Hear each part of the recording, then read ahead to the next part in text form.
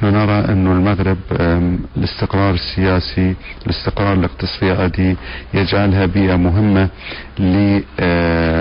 للاستثمار، ولذلك احنا مهتمين في الاستثمار في المغرب، جادين في هذا، ونعتقد انه هي من الدول العربية ويمكن رقم واحد في الدول العربية اللي فيه هناك مؤشرات اقتصادية واضحة وفي قوانين واضحة.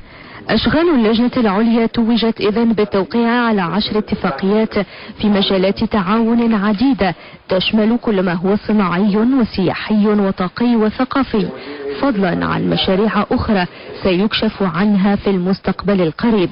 سمو الأمير سيزور المغرب في الربيع، وستكون فرصة لإتمام إمضاء اتفاقيات.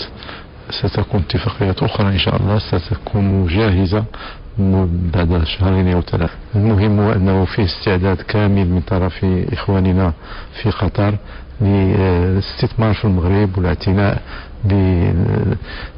بما الفرص المتاحة من طرف المغرب، وكذلك